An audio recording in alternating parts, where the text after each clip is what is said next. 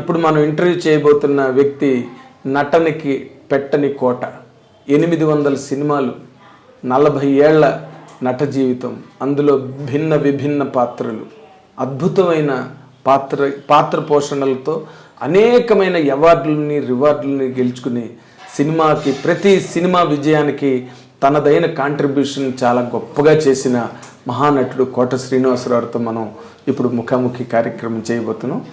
నమస్తే అండి. నమస్కారం అండి. అసలు మిమ్మల్ని ఇంటర్వ్యూ చేయడం అంటే ఒక 40 ఏళ్ల సముద్రంలో ఈదినట్టేనండి. ఎందుకు అంత ఏం కాదండి. ఎందుకంటే మీరు చెయ్యని క్యారెక్టర్ లేదు. మీరు వచ్చిన దగ్గర నుంచి ఇండస్ట్రీలోకి ప్రతిఘటన సినిమా మొట్టమొదట బాంబులా పేలింది, పెద్ద హిట్. అందులో మీ మీద అందరి దృష్టి పడింది, ఎవరి ఆర్టిస్టు ఎవరి నటుడు అని.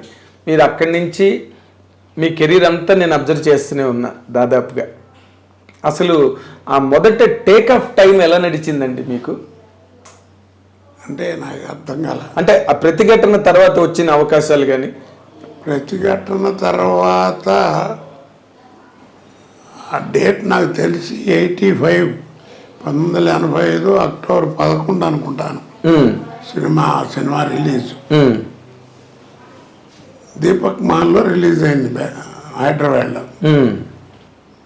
దాన్ని ఆనుకునే స్టేట్ బ్యాంక్ ఆఫ్ ఇండియా ఉండేది. రెండిటికి గోడ కూడా ఉండదు, ఈ సైకిల్ స్టాండ్ ఇవన్నీ కామన్. ఓకే. పక్కనే స్టేట్ బ్యాంక్ సేమ్ కాంపౌండ్లో. ఇటు పక్క వెంకటేశ థియేటరు, దాంట్లోనేమో వందే మాత్రం అనే ఓ సినిమా రిలీజ్. దానికి 14 రోజులు తేడా. ఇది అఖండమైనటువంటి విజయం. ప్రతిఘటన. ఆ సినిమా చూడటం, రేపు పక్కన బ్యాంక్ కూడా వీడేరా అని చెప్పి ఓ జనం ఎగబట్టం. ఇప్పట్లాగా సెక్యూరిటీ అంత లేదు కదా అప్పుడు. ఏం లేదు. పైగా మీరు కొత్త నటుడు, ఎవరు వీడని ఓ చూడటానికి వచ్చేవారు. బ్యాంక్ వచ్చేవారా? బ్యాంక్ మీద పడిపోయారు, పక్కనే అసలు మెయిన్ రోడ్డు మీద. ఓకే. ఇప్పుడు అది లోపలికి బిల్డింగ్ కట్టి అక్కడ లోపలికి వెళ్ళింది అనుకుంటా. అంటే నేను అప్పుడు క్యాష్లో ఉండేవాడిని.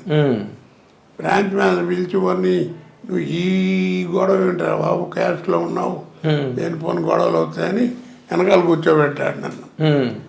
ఆయన చూపించాలని మళ్ళీ అమ్మడబడేవారు. అప్పుడు నా యూనియన్ వాళ్ళు గొడవ చేసి పక్కన ట్రాన్స్ఫర్ ఇప్పించి హెడ్ ఆఫీస్కి మళ్ళీ పిలిపించుకున్నారు. అక్కడ పని చేయించాను. అక్కడ లోపలికి ఎవరు పెద్ద రారు కదా. అదే ఇది ఇక్కడంటే థియేటర్ పక్కనే ఉంది కాబట్టి ప్రాబ్లం. పక్కన బాగా ఆనుకునే ఉంటుంది. ఆ టేక్ ఆఫ్ అంటే ఇక అదే పొద్దున్నే ఇక మిడ్ నైట్ స్టార్ అనుకో. ఇక అదే ఓవర్ నైట్ స్టార్. ఇక పొద్దు నుంచి ఇక రోడ్డు మీద తిరగలేను, బయటకు వెళ్ళలేను, ఎవరితో మాట్లాడలేము. అది ఏమిటో ఇక అది ఆ సినిమా అంత విజయం అన్నమాట రామోజీ గారిది. అవును అవును.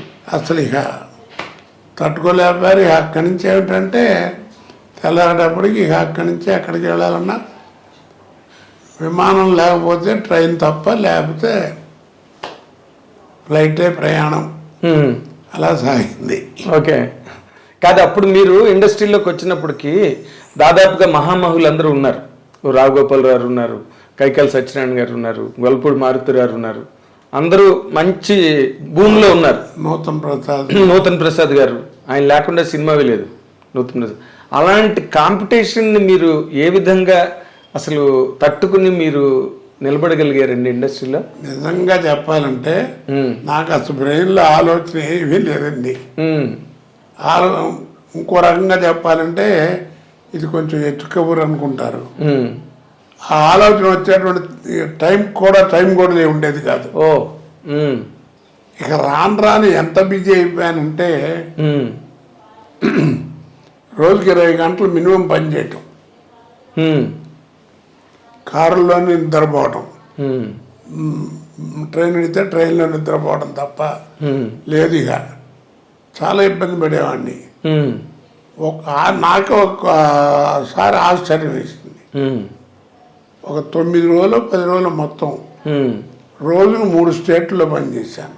అబ్బా. పొద్దున హైదరాబాదు, మధ్యాహ్నం చెన్నై, ఇప్పుడు చెన్నై కదా, అప్పుడు మద్రాసు, రాత్రికి బెంగళూరు.